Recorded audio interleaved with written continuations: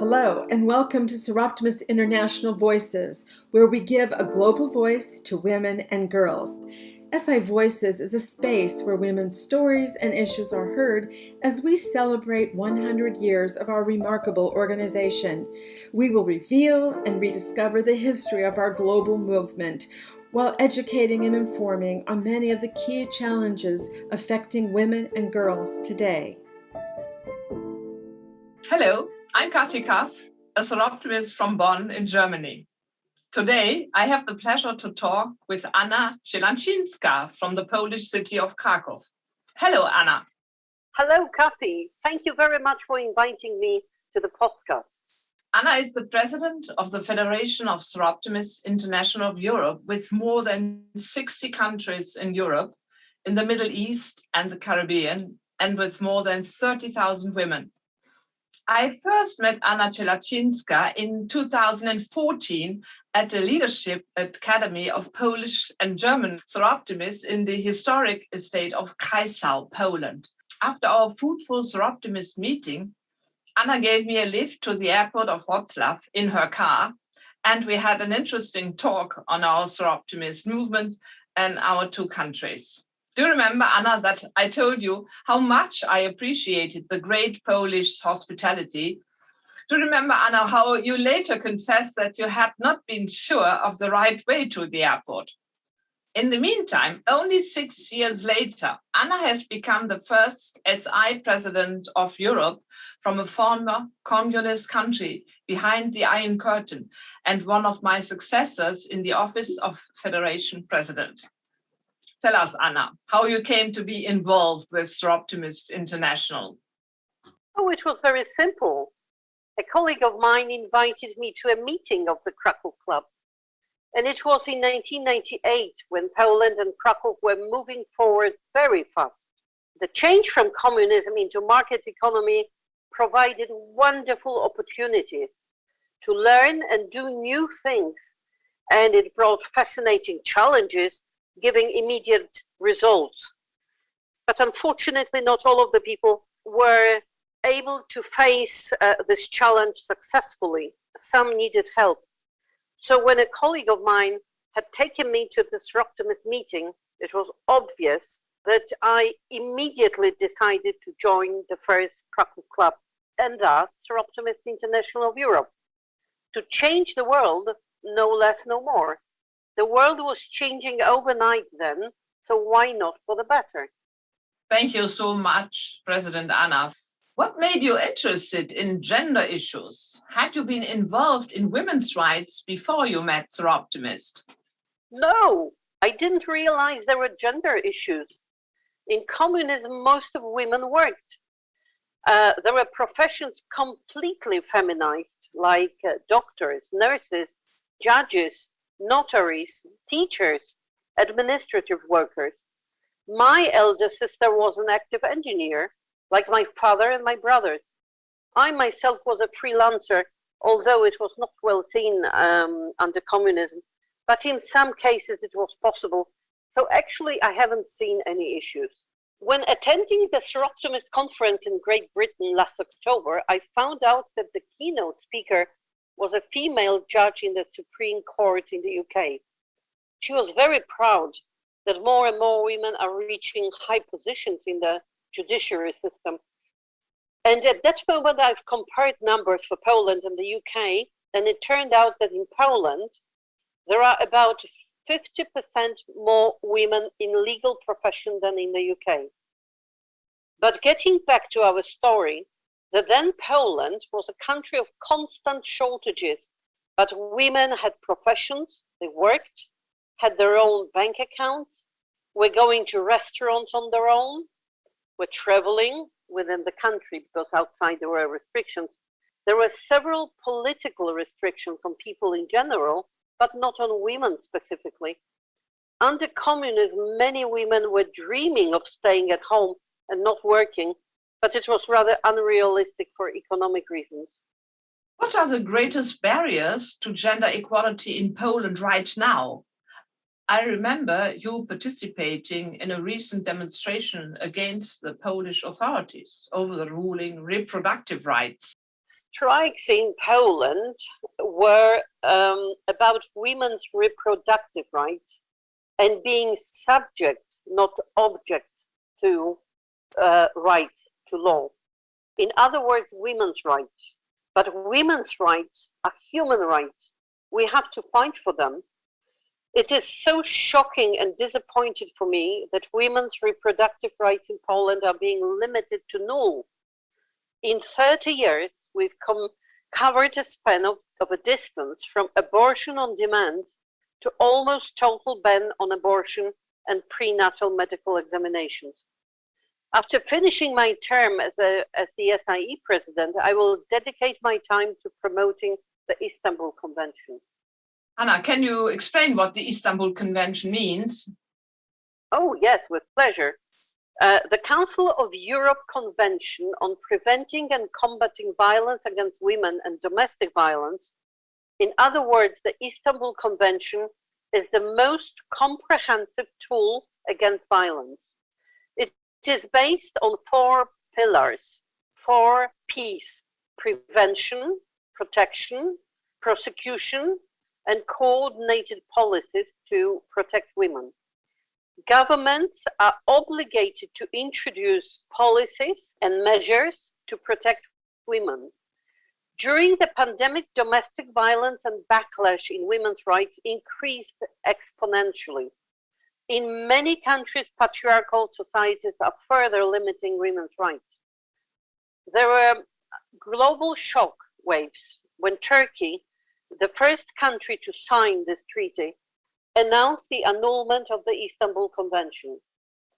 There are so many myths and vile superstitions around this document that it is difficult to differentiate what is fake and what is true.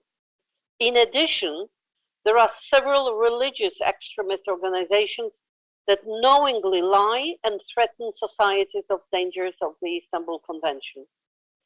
It is really time to demystify it, educate our own members and the general public, and convince them it is not a political document, but a way to stand up for women.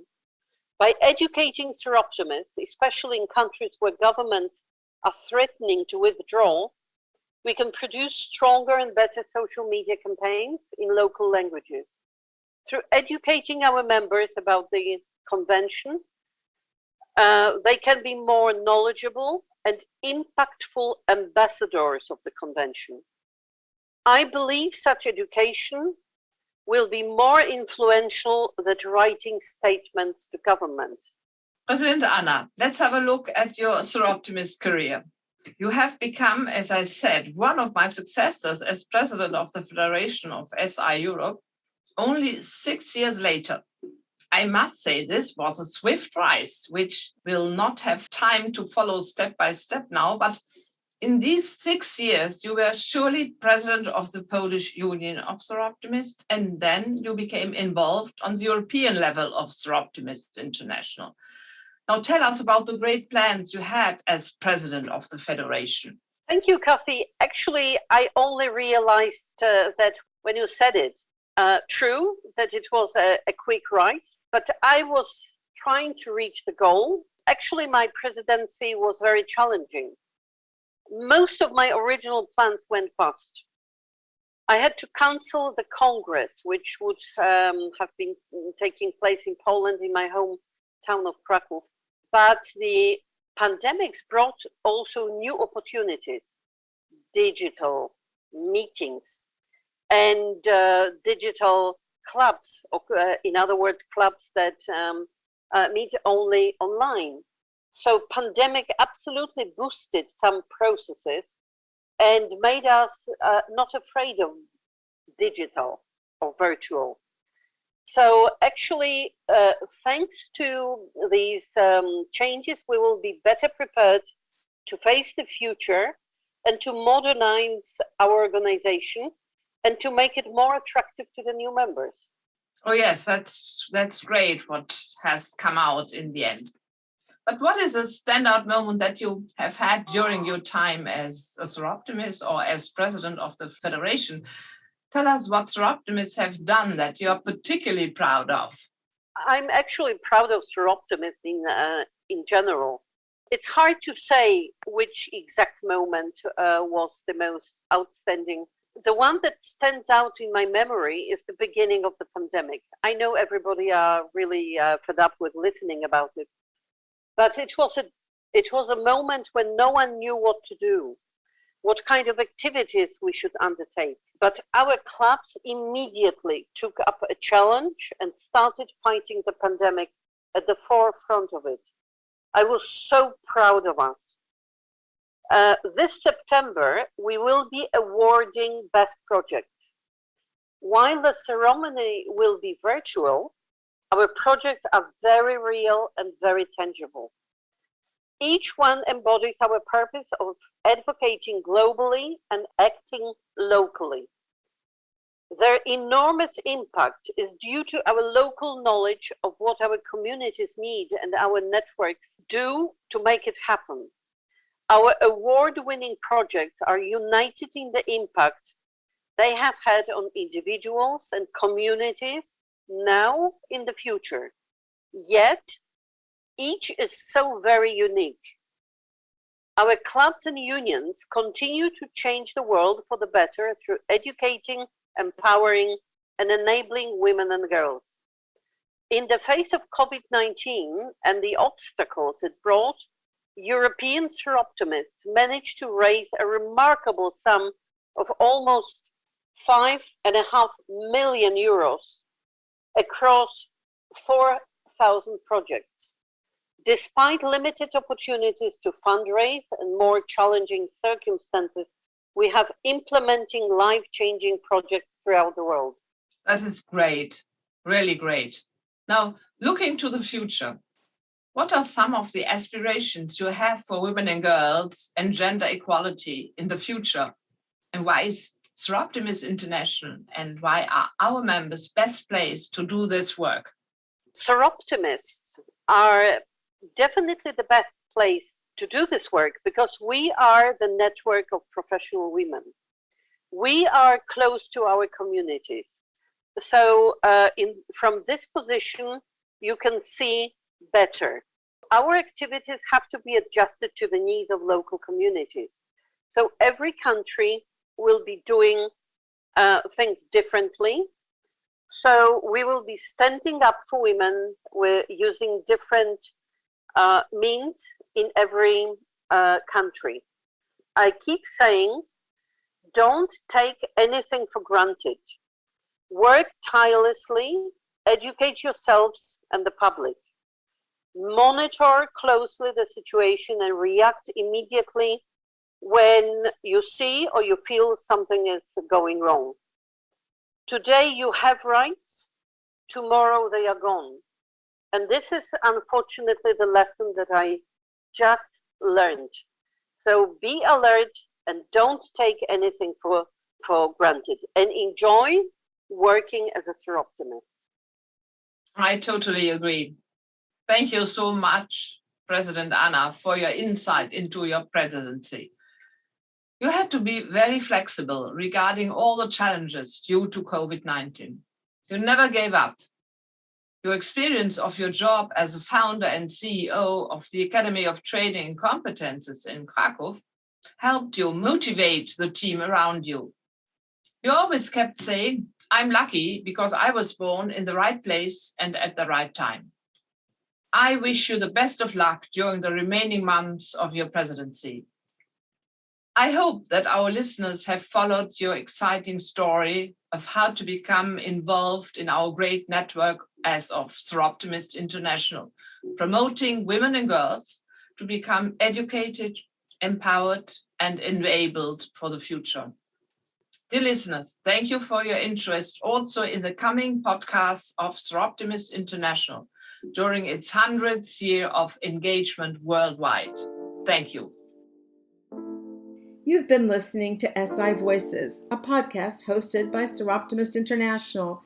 Follow us on social media for our latest news and updates at Soroptimist Global on Facebook and Instagram, and at Soroptitweet on Twitter.